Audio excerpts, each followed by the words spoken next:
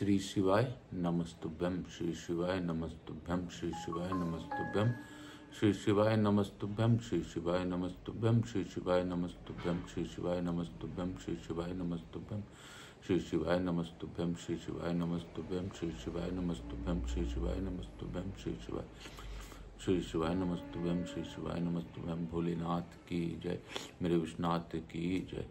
मैं प्रथम पूज्यदेव गणपति गणेश जी महाराज का आह्वान करता हूँ तथा अपने भोलेनाथ का स्मरण करते हुए उनसे प्रार्थना करता हूँ कि हे गणेश जी महाराज, आप प्रसन्न होइए, कृपा कीजिए, सभी दुखों का नाश कीजिए और अवाइद समझ देवी देवताओं को आने का मार्ग दीजिए। इस कथा का श्रवण कर हम सभी लोगों को कृतार्थ कीजिए और सभी ईश्वर से, हमारी सभी देवी देवताओं से आशीर्वाद दिलवाने में सहायता प्रदान करें। यहाँ के स्थान देवता, वास्तु देवता, ग्राम देवता, क्षेत्रपाल देवता, समस्त देवी देवताओं का आह्वान करता हूँ। प्रथम पूज्य देव को मनाते हुए मैं इस अपने भोलेनाथ मैया पार्वती शिव परिवार का आह्वान करता हूँ तथा भोलेनाथ मैया पार्वती से अनुरोध करता हूँ गौर बिंदु और आसन ग्रहण करें, भावपूर्वक इस कथा का श्रवण कर हमें लोगों को कृतार्थ करें।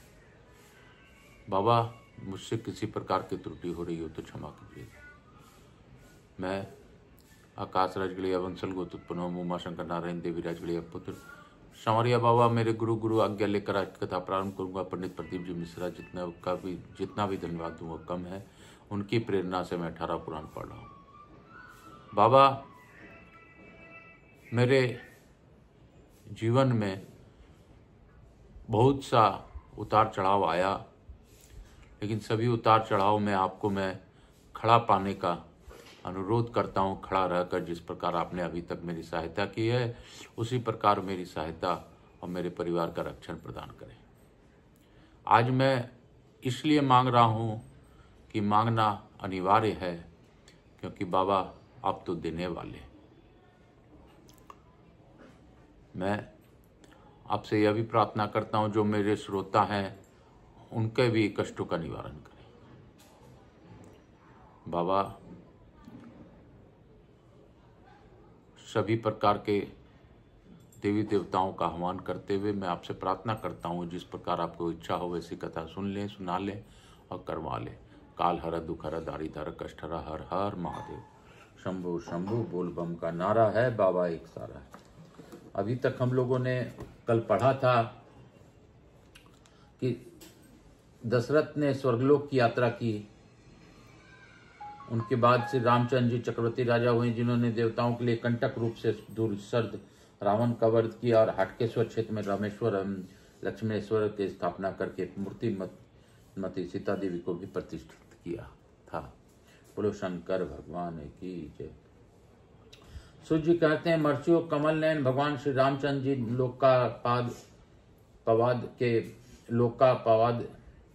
लोकापवाद के बाद कारण सीता जी का परित्याग करके अयोध्या का राज करने लगे। उन्होंने दूसरे किसी स्त्री को पत्नी रूप में किसी तरह भी स्वीकार नहीं किया। यह कार्य की सिद्धि के लिए भी पत्नी के स्थान पर सीता देवी की स्वर्णमयी प्रतिमा को ही बिठाया। श्री राम ने 11,000 वर्षों तक ब्रह्मचर्य का पालन करते हुए निष्कंटक राज किया। तदंतर श्री रामचंद्र जी के भवन में एक देवदूत आया और बोला, भगवान, मुझे इंद्र ने भेजा आया था, आप मुझसे एकांत में मिलिए। तब भगवान श्री राम ने एकांत में जाकर लक्ष्मण जी से कहा, लक्ष्मण, मैं जब तक इस देवदूत के साथ बैठकर वार्तालाप करूं तब तक कोई यहाँ ना आवे। यदि कोई आवेगा तो उसे मृत्युदंड दिया जाएगा। अतः तुम राम द्वार पर उपस्थित रहकर इस बात की दृष्टि रखो और कोई आए न जाए और किसी के लिए वध का प्रसंग न उपस्थित हो जाए। लक्ष्मण ने बहुत अच्छा कहकर आज्ञा स्वीकार की और वे स्वयं राजद्वार पर खड़े होकर पहरा देने लगे। उधर देवदूत ने श्री राम जी के साथ वार्तालाप प्रारंभ किया। इन तथा अन्य स्वर्गवासियों को संदेश सुनाते हुए उसने इस प्रकार कहा, महाभाग, आपने रावण का विनाश करने के लिए ही भूतल पर अवतार धारण किया था। वह दुष्ट मारा गया, त्रिभुवन का कंटक दूर हुआ। आपने इस समय देवताओं को सब कार्य पूर्ण कर दिया। अब यदि आपकी रुचि हो तो मृत्युलोक त्याग कर दिव्य लोक में पधारिए। इस समय मुनिश्रेष्ठ दुर्वासा वहां आए और लक्ष्मण जी से पूछने लगे, श्री रघुनाथ जी कहाँ है? लक्ष्मण बोले, विप्रवर, मुझ पर दया करके थोड़ी देर यहीं ठहर जाइए। महाराज किसी देव कार्य से एकांत में बातचीत में लगे हुए। दुर्वासा बोले, यदि मुझे अभी अभी मुझे राजा श्री रामचंद्र जी के दर्शन नहीं देंगे तो मैं समस्त रघुकुल को श्राप देकर भस्म कर डालूंगा।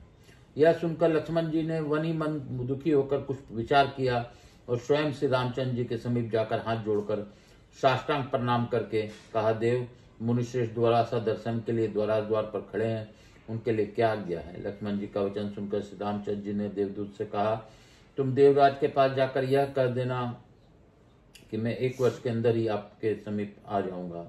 दूत से ऐसा कहकर भगवान ने लक्ष्मण से कहा, वश दुर्वासा मुनि के सिद्ध भीतर ले आओ।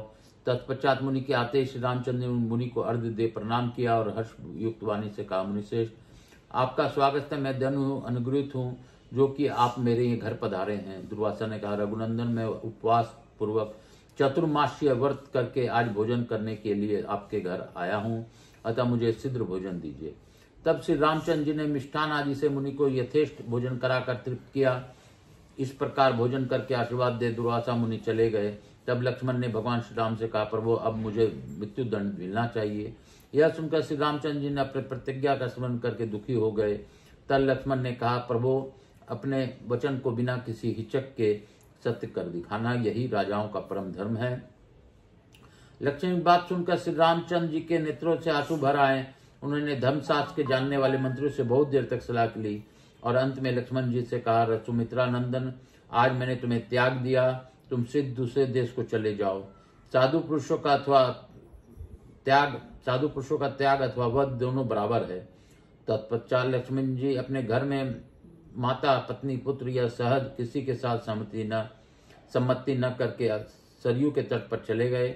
वहां सरयू जल में स्नान करके तट पर एकांत स्थान में बैठ गए और पद्मासन लगाकर उन्होंने अपने आत्मा को परमात्मा के लीन करके ब्रह्म रंध्र से अपने तेजोमय प्राण का परित्याग कर दिया।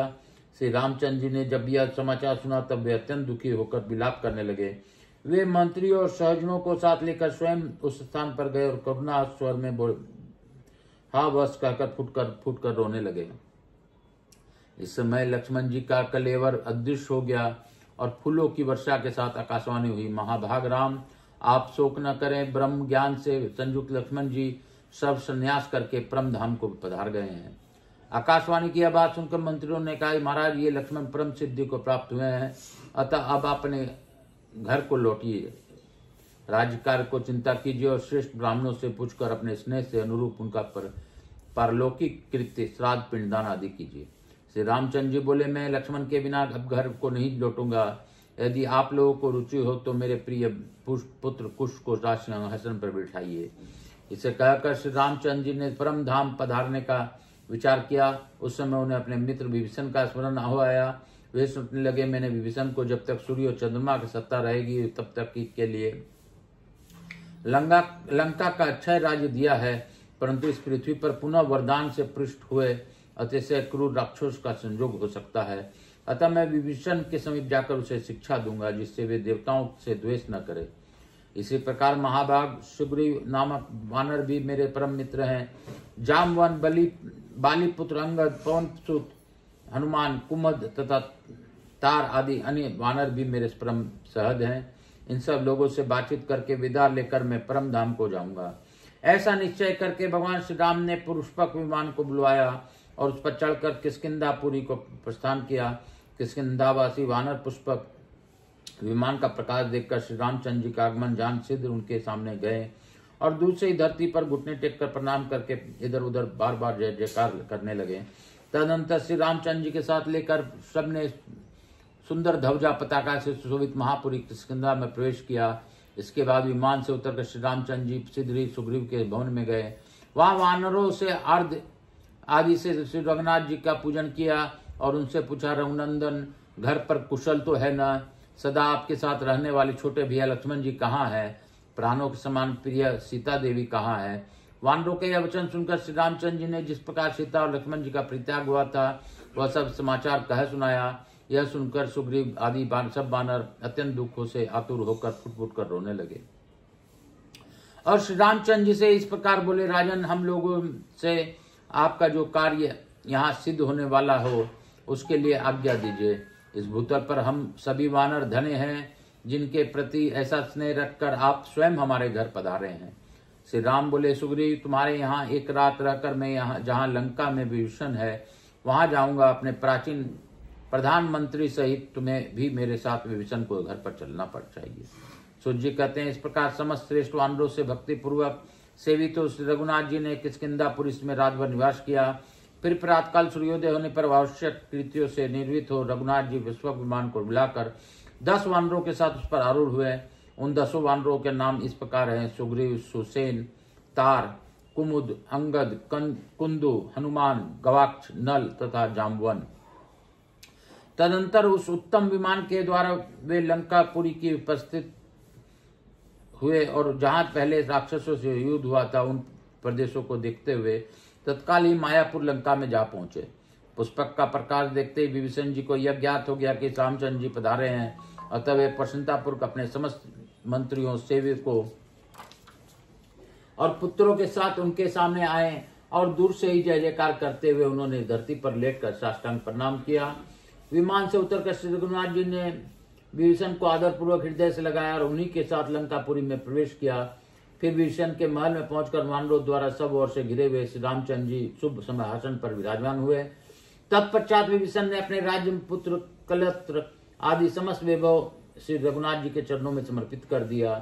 सामने हाथ जोड़कर खड़े हो इस प्रकार कहा, प्रभु आज्ञा दीजिए मैं कौन सी सेवा करूं। भगवान आप आकाशमात कैसे आ गए?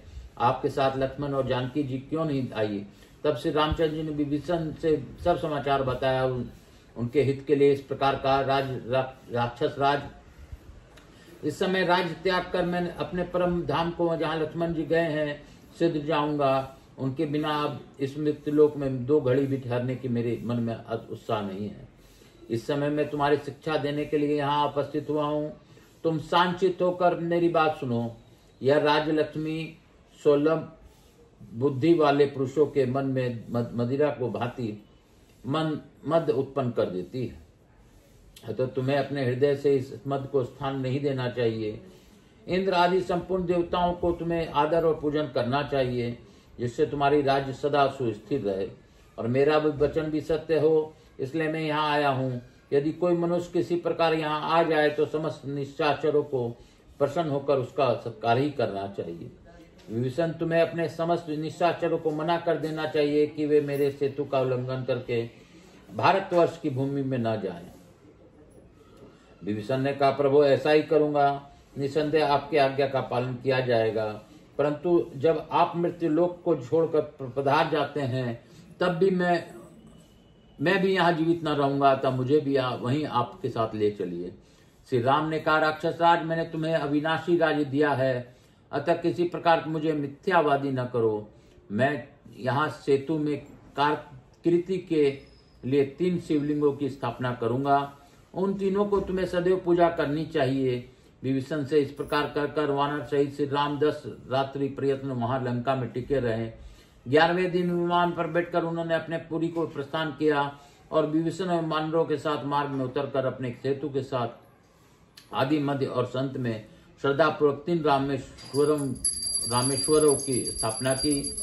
तत्पश्चात जब वे अपने घर की ओर चले उस समय विभीषण ने बार बार प्रणाम करके कहा, पर भगवान, इस सेतु मार्ग से कौतूहलवश तथा श्रद्धा से बहुतेरे मनुष्य रामेश्वर जी का दर्शन करने के लिए आवेंगे।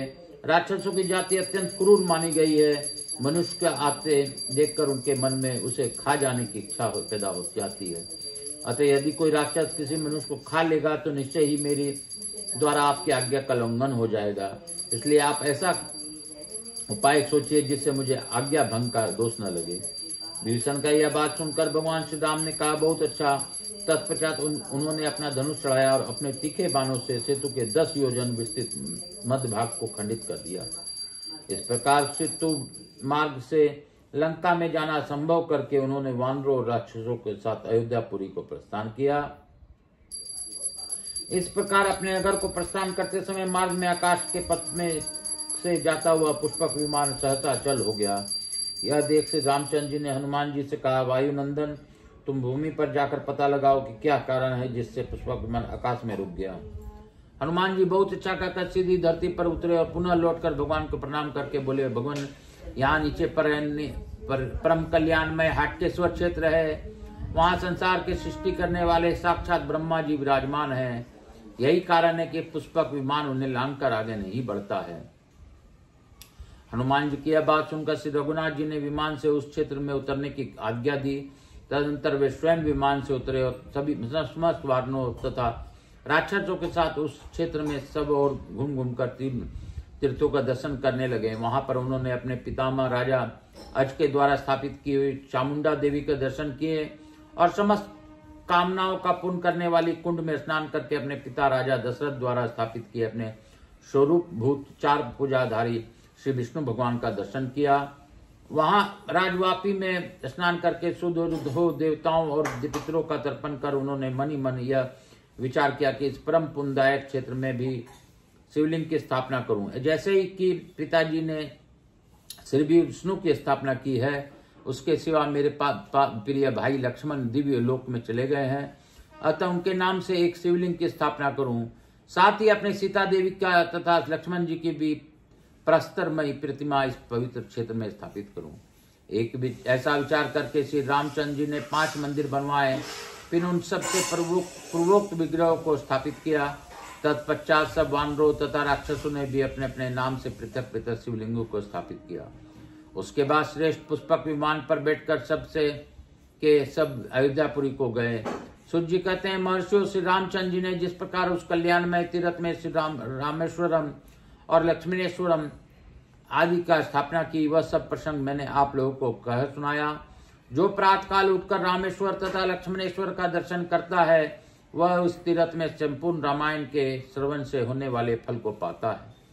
जो अष्टमी और चतुर्दशी को रामेश्वर जी के आगे रामचरित का पाठ करता है, वह अश्वमेध यज्ञ का संपूर्ण फल प्राप्त करता है। बोलो शंकर भगवान की जय, बोलो मेरे भोलेनाथ की जय।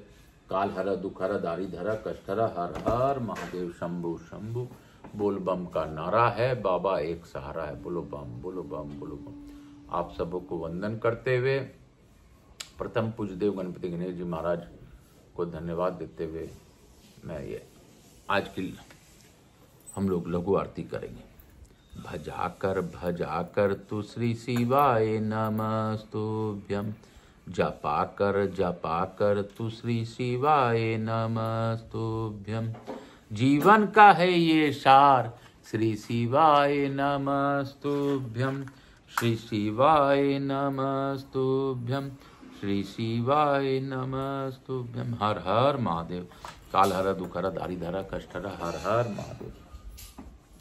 कपूर गौरम करुणावतारम संसार सारम भुजगेंद्रहारम सदा वसंतम हृदयारविंदे बम वाणी चैतन्यम। श्री राम जय राम जय जय राम, श्री राम जय राम जय जय राम, श्री राम जय राम जय जय राम, श्री राम जय राम जय जय राम, श्री राम जय राम जय जय राम, श्री राम जय राम जय जय राम, श्री राम जय राम जय जय राम। बोलो हटकेश्वर महादेव की जय, लक्ष्मणेश्वर की जय, रामेश्वर की जय, सीता मैया की जय, गणेश जी महाराज लक्ष्मी जी महाराज रिद्धि सिद्धि शुभ लाभ की जय, गणेश जी महाराज यहाँ के स्थान देवता वास्तु देवता समस्त देवी देवताओं की जय, मेरे भोलेनाथ मैया पार्वती की जय, महाकाल की जय, राधा कृष्ण की जय, मातृ देवी पितृदेव सब पितृ देवताभ्याम नमो, समस्त देवी देवताभ्यो नमो नमो, शनि भगवान की जय, समस्त देवी देवताभ्याम। भजा कर तु श्री शिवाय नमस्तुभ्यं। मैं प्रथम पूज्यदेव गणपति गणेश जी महाराज, लक्ष्मी जी महाराज रिद्धि सिद्धि शुभ लाभ कुबेर जी महाराज और अमोद प्रमोद से विनती करता हूं कि हमारे यहाँ निवास रहकर अखंड कृपा बनाए रखें। आवाज समस्त देवी देवताओं से अनुरोध करता हूं कि आप सभी लोगों का आशीर्वाद प्रदान कर अपने स्थान को गमन करें, पुनः बुलाने पर पधार का आशीर्वाद। हे बाबा भोलेनाथ, आपने आज हटकेश्वर क्षेत्र में रामेश्वर की स्थापना और लंका के में किस प्रकार आपने रामेश्वर लिंग की स्थापना का वर्णन किया, यह हम लोगों के लिए जीवन में कल्याणमयी साबित हो और आपके इस कथा का लाभ सभी को मिले। सभी पर कृपा बनाए रखिए। काल हर दुख हर दारी धर कष्ट हर, हर हर महादेव शंभु शंभु। बोल बम का नारा है, बाबा एक सहारा। बोलो बम बोलो बम बोल बम बोल बम बोल बम में संदेशा है, ब्रह्मा विष्णु में सिखाए।